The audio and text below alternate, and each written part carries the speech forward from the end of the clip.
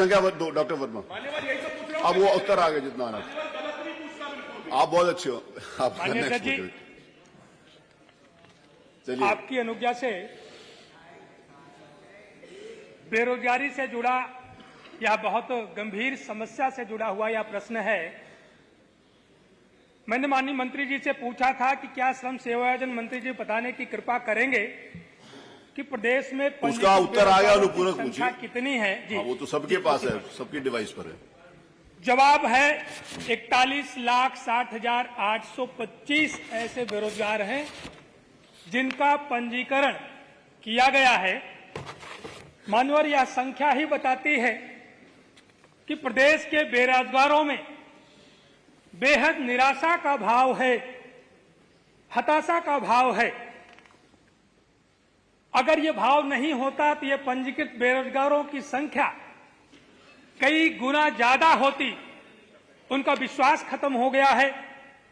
सरकार की जो नीति है centralisation of money and power, जिसकी वजह से गरीब और अमीर के बीच में एक दूरी बनती जा रही। जहां एक तरफ अगर कम संख्या तो आपको परेशानी है, ज्यादा क्यों नहीं है इसके लिए परेशान हो? मान्यवर, पूरा प्रदेश सुन रहा है कि 41 लाख लोग बेरोजगार हैं, पंजीकृत हैं, और जिसमें से प्रशिक्षण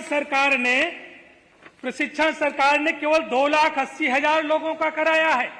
बाकी लोगों का प्रशिक्षण भी नहीं कराया है। मान्यवर, वहीं पर जो उद्योगपति हैं उनकी आमदनी लगातार बढ़ती जा रही है और गरीब आदमी गरीब होता जा रहा है।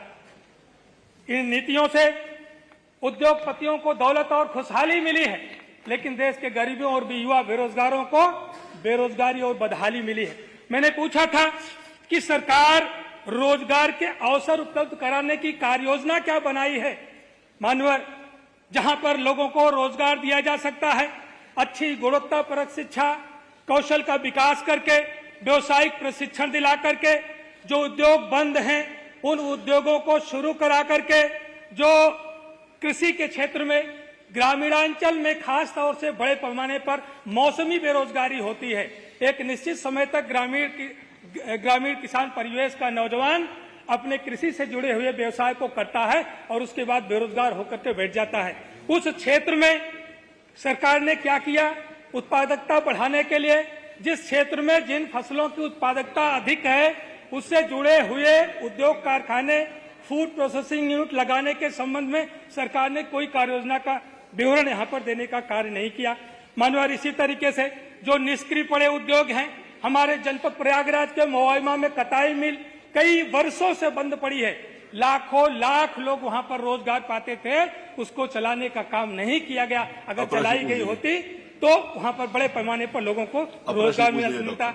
बेरोजगारी के कारण युवा बेरोजगारों का मनोबल टूटता जा रहा है और वो डिप्रेशन के शिकार हो रहे हैं और वो समाज से अलग थलग होकर के दिशाहीन हो रहे हैं। मानव, इसलिए मैं आपके माध्यम से सरकार से ये पहला सवाल मैं अनुपूरक सवाल में करना चाहूंगा कि पिछले 5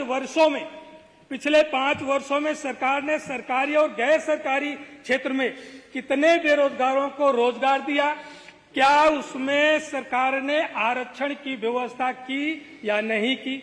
दूसरा, मानवर, अभी उत्तर में है कि 41,60,825 बेरोजगार पंजीकृत हैं, जिसमें से 2,80,000 को प्रशिक्षित किया गया है, जिसमें से 1.5 लाख ऐसे बेरोजगार प्रशिक्षित हैं जो ग्रेजुएट हैं।